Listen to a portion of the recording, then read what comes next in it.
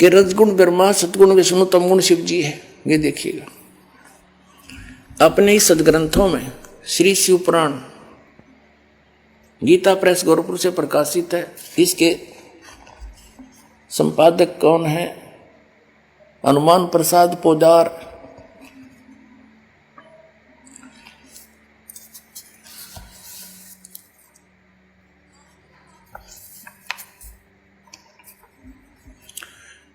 ये संक्षिप्त शिवपुराण रुद्र संहिता और संक्षिप्त शिवपुराण 110 पृष्ठ पर हम पढ़ रहे हैं। गीता प्रेस गोरखपुर से प्रकाशित मोटा टाइप। इस प्रकार ब्रह्मा, विष्णु और रुद्र इन तीन देवताओं में गुण हैं, यानी रजगुण ब्रह्मा, सतगुण विष्णु, तमगुण शिव। परंतु शिव गुणातीत माने गए हैं। वो शिव कौन है? ये इनका पिता है। ये वास्तविक रूप में नहीं आता, किसी कभी ब्रह्मा के रूप में आ जाता, कहीं विष्णु के रूप में। शिव पुराण में ये शिव के रूप में आया, जिस कारण से इसकी महिमा अलग से बनाई। अब इस कंसेप्ट को और क्लियर करते हैं कि इनसे अलग है उनका पिता। एक बार श्री ब्रह्मा जी और श्री विष्णु जी का आपस में झगड़ा हो गया, युद्ध हो गया। किस बात पे? ब्रह्मा जी कहता मैं तेरा पिता, विष्णु जी कहता मैं तेरा बाप। लट्ठम लट्ठा युद्ध हो गया शुरू। तो इस काल ने, इनके पिता ने, जो कहता मैं इनसे अलग रहता हूं, ये गुप्त रहता है, इसने ऊपर से एक स्तंभ छोड़ दिया, पिलर, लिंग पिलर का सफेद, इनके दोनों के बीच में खड़ा कर दिया एकदम। और बहुत लंबा चौड़ा, ऊपर तक लंबाई बहुत ज्यादा उसकी। इन्हें युद्ध बंद कर दिया, उसका और छोर खोजन में लग गए। फिर ये स्वयं आ गया अपने पुत्र शिव का रूप धारण करके, शिव रूप में। फिर इनको ज्ञान देने लगा। तो क्या बताता देखिएगा, ये शिव पुराण विद्वेश्वर संहिता और संक्षिप्त शिव पुराण 24 पृष्ठ पर। ये देखिएगा इनका बीच में जो स्तंभ खड़ा किया उसने, ये चित्र बना रखा है ब्रह्मा और विष्णु जी के बीच।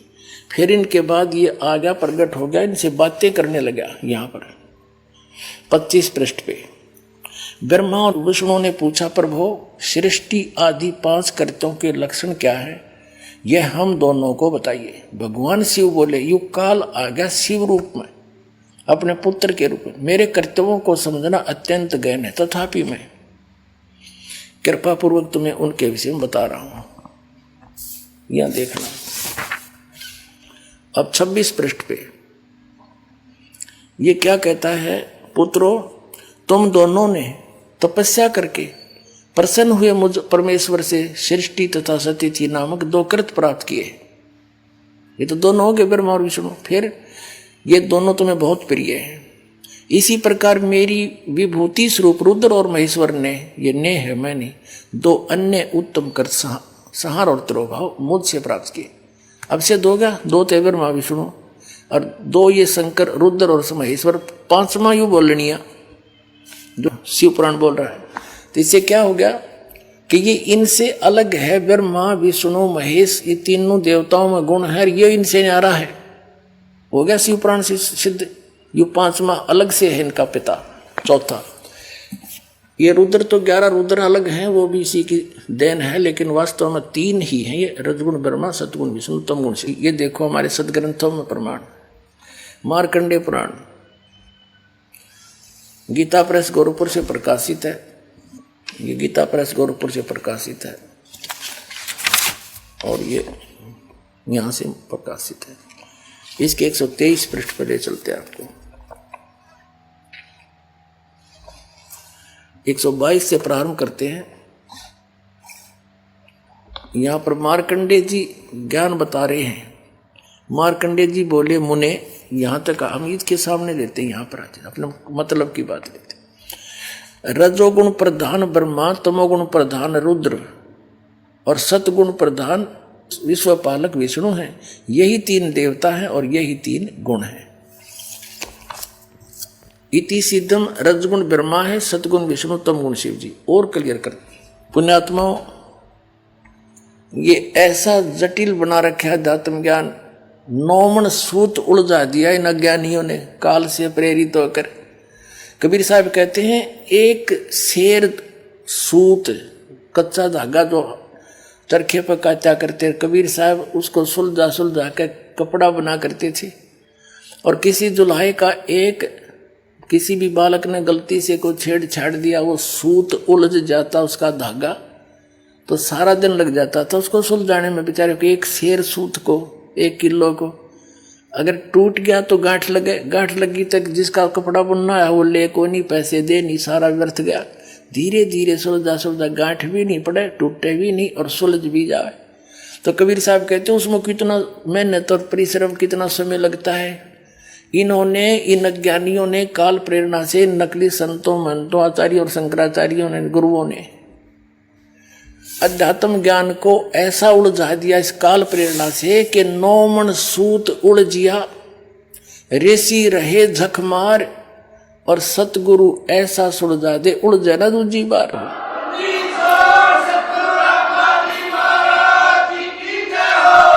अब इस सूत को सुलझाने के लिए दास ने इतने प्रमाण दिखाने पड़ते हैं, कहीं गांठ ना पड़ जा, थोड़ी सी भी कच्चा पॉइंट रह गया, नकलियों का दाव लग जाएगा। रामपाल झूठ बोल रहा, झूठ बोल रहा, और ये सारी झूठ बोल रहे, एक भी सच्ची नहीं। तो अब इनको ये कति कंडेम हो जाएंगे थोड़े दिन में, इनके पास स्थान नहीं रहेगा लोकने छिपने को।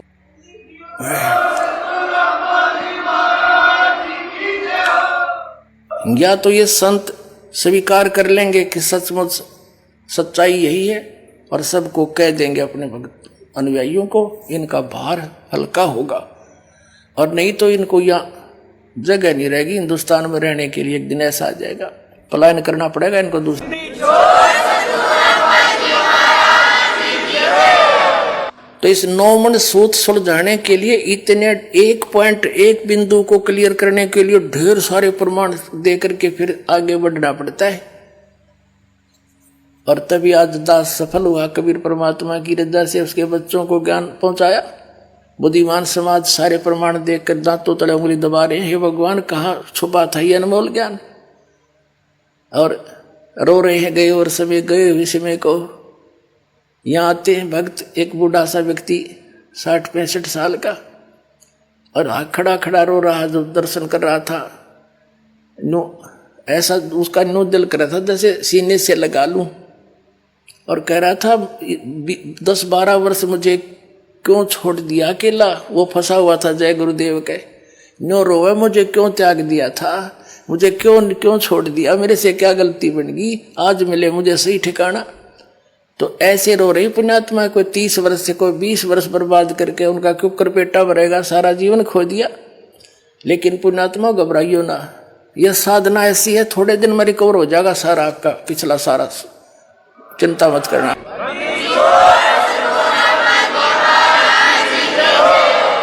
कबीर साहब कहते हैं जीवन तो थोड़ा है बला दे सत सुमरण हो, और लाख वर्ष का जीवन लेखद रहनी कोई।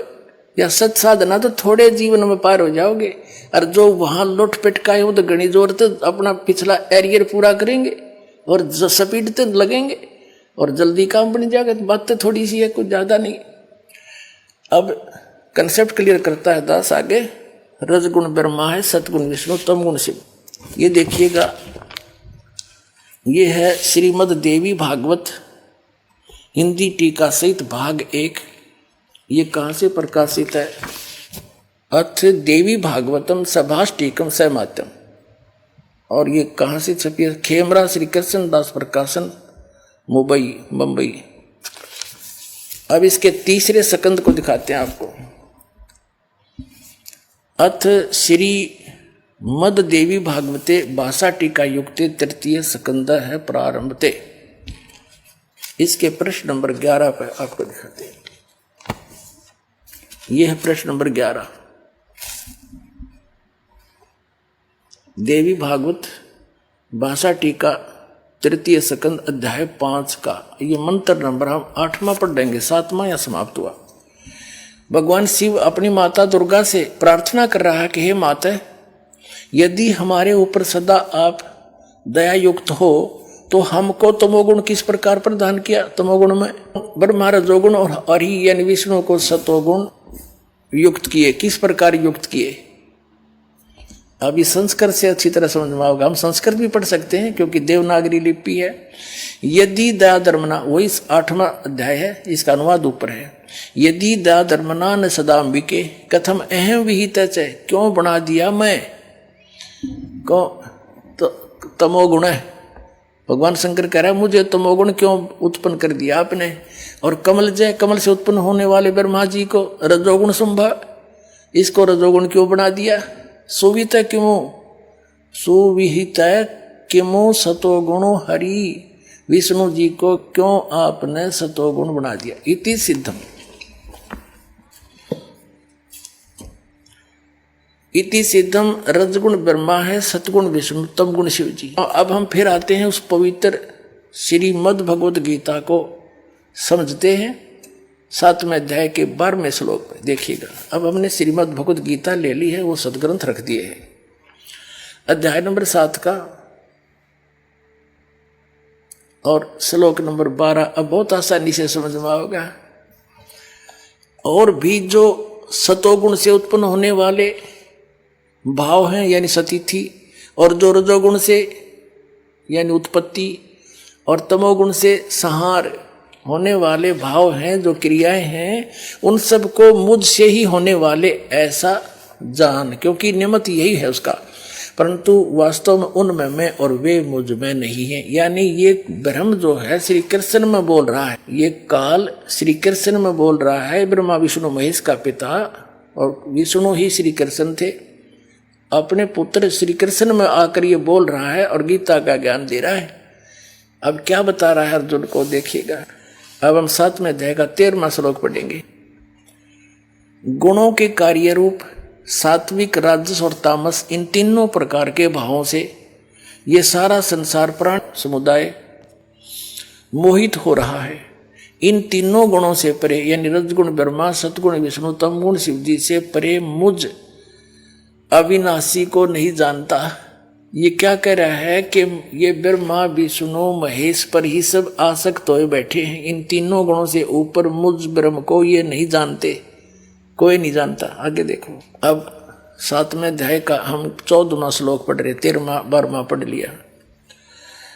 क्योंकि यह अलौकिक अर्थात अति अद्भुत त्रिगुणमयी मेरी माया, रजगुण ब्रह्मा, सतगुण विष्णु, तमगुण शिव जी द्वारा फैलाया गया जाल, ये बड़ी दुस्तर है, खतरनाक है। जो पुरुष केवल मुझ को निरंतर भजते हैं यानी ब्रह्म साधना करते हैं, वे इस माया को यानी ब्रह्मा विष्णु महेश से ऊपर उठ जाते हैं। इनसे मिलने वाले लाभ यानी रजगुण ब्रह्मा, सतगुण विष्णु, तमगुण शिव जी की साधना से जो लाभ मिलना है, उससे अधिक लाभ ब्रह्म साधना से मिलना है, वो ब्रह्म लोक में चला जाता है। और विष्णु का उपासक विष्णु लोक में, शिव जी का उपासक शिव जी के लोक में, ब्रह्मा जी का उपासक ब्रह्मा जी के लोक में, दुर्गा जी का उपासक दुर्गा जी के लोक में, वहाँ जाके इनके मजदूर बनते हैं। थोड़े दिन देवपद, फिर 84 लाख योनि में तुरंत ही आ जाते। तो ये कहता है कि इनसे अधिक मेरा लाभ है मेरी भक्ति का, ये इन्हीं में उलझे पड़े। तीन त्रिगुण में माया बड़ी दुस्तर है, और जो इनसे हटकर मेरी साधना करता है ब्रह्म की, वो इनसे ऊपर उठ जाता है, उलंघ जाता है। फिर ये साधना नहीं करता, वो केवल ब्रह्म साधना करता है, ब्रह्मा विष्णु महेश की साधना नहीं करता। देखिए श्रीमद् भगवत गीता अध्याय नंबर 7 का श्लोक नंबर 14। क्योंकि यह अलौकिक अति अद्भुत त्रिगुणमयी मेरी माया, रजगुण ब्रह्मा, सतगुण विष्णु, तमगुण शिव जी बड़ा दुस्तर है, खतरनाक है। यानी इन पर आधारित व्यक्ति इन्हीं के जालों में फंसे रह जाते हैं, इन्हीं की साधना। जो पुरुष मुझ को यानी गीता ज्ञान दाता को भजते हैं, वे इस माया का उल्लंघन कर जाते हैं। और आगे देख 15वें में क्या कहा है 7वें अध्याय के, माया के द्वारा रजगुण ब्रह्मा, सतगुण विष्णु, तमगुण शिव जी से मिलने वाले इस अक्षीणिक लाभ पर जो आश्रित हुए बैठे हैं, उनका ज्ञान हरा जा चुका है। यानी जो श्री ब्रह्मा, श्री विष्णु, श्री शिव जी यानी ब्रह्मा की पूजा करते हैं विशेषकर, और इनकी जो इन्हीं पर आश्रित हैं और किसी की सुनते, इनकी बुद्धि हरी जा चुकी है, ये आगे सुनना पसंद नहीं करते, इनका ज्ञान हरा जा चुका है। देखिएगा माया के द्वारा जिनका ज्ञान हरा जा चुका है, असुर स्वभाव को धारण किए हुए मनुष्यों में नीच और दूषित कर्म करने वाले मूर्ख मूढ़ लोग मुझे नहीं भजते, मुझको नहीं भजते। अब गीता ज्ञान दाता ब्रह्म है, श्री कृष्ण में प्रवेश करके बोल रहा है, इनका पिता है। ये कह रहा है कि ये जो केवल ब्रह्मा विष्णु महेश तक सीमित हो गया, आगे किसी की सुनने तैयार नहीं। ये राक्षस स्वभाव को धारण किए मनुष्यों में नीच दूषित कर्म करने वाले मूर्ख मेरी भक्ति भी ना करते। जब परमात्मा उनको सुनाने लगे, गुण तीनों की भक्ति में ये भूल पड़ो संसारे, कहे कबीर निज नाम बिना कैसे उतरो पारे। सर नमस्कार। नमस्ते सर जी। क्या नाम है आपका? राजेंद्र सोलंकी नाम है सर मेरा। जी कहाँ से आए हैं आप? जिला चित्तौड़गढ़ राजस्थान से आया हूँ। क्या जो आप नशा करते थे संत रामपाल जी महाराज से नाम दीक्षा लेने के बाद छोड़ा आपने? हाँ सर, रामपाल महाराज से मैंने दीक्षा ली। उसके बाद जैसे मैं आश्रम में नहीं गया, उससे पहले मैं बीड़ी पीता पीता गया था यहाँ से, और मेरे को विश्वास भी नहीं था कि मैं ये सारे नशे मतलब छूट जाएंगे। लेकिन जैसे ही आश्रम में घुसते ही मेरे को ऐसा महसूस हुआ जैसे कहीं स्वर्ग सतलोक में चला गया, और वहाँ जाके मेरे को ऐसा महसूस हुआ जैसे कि सब जो जितनी आत्मा थी सब भगत लोग थे, सब भगत जी कह के बुलाते थे, इतना आदर दिया। और वहाँ अंदर जाते ही ऐसा मेरे को कुछ भी मतलब जो शरीर में था, जैसे कुछ वजन था, जब 50-100 किलो का वजन सर से नीचे उतार के वहीं रख दिया मैंने भगत जी। सर संत रामपाल जी महाराज से नाम दीक्षा लेने से आपको और क्या लाभ मिले? भगत जी मेरे को सबसे बड़ा एक तो ये लाभ हुआ, जो मेरा घर का जो क्लेश था, जो रोज में दारू पी के अपनी पत्नी से झगड़ा हुआ करता था, एक तो ये खत्म हो गया। दूसरा ये हुआ सर जी, मैं हिंदुस्तान जिंक में जब मैं काम करता था तो वहाँ पे मैं 10 साल से मैंने कमरे की भी लेने की मेरी औकात नहीं बनी थी सर। लेकिन बाद में परमात्मा संत रामपाल जी महाराज की ऐसी दया हुई, जो मेरे को 2 साल हुए थे नाम लिए ने सर जी, तो संत रामपाल जी महाराज ने मेरे को 10 लाख का एक बड़ा सा घर बनवा के मतलब दिलवा दिया। इतनी मेरी हैसियत बना दी भाई सर जी। सर जी एक सबसे बड़ी ये भी एक बीमारी थी मेरी, जो जिसको एलर्जी बोला करते हैं सर। ये चित्तौड़गढ़ से जो बनाया हुआ है अपना, तो इसलिए ये अपने डॉक्टर अनीस जैन के यहाँ मैंने चेकअप करवाया था। उन्हें ये सोनोग्राफी करवा के दी थी। उन्हें बोला था कि आप 10 करोड़ रुपए भी खर्च कर दोगे, इस बीमारी का कोई इलाज नहीं है। आपका इसका इलाज है कि नाक पर पट्टी बांध के रखो और आप धूल मिट्टी से दूर रहो। और मैंने संत रामपाल जी महाराज को बस नाम लिया और दंडवत किया, और ये बीमारी मेरी खत्म हो गई। सर और क्या लाभ मिले? सर ये तो शारीरिक लाभ तो ये हो गया, और जो धंधा नहीं चलता था तो आज परमात्मा की दया से अच्छा खासा धंधा हो गया है।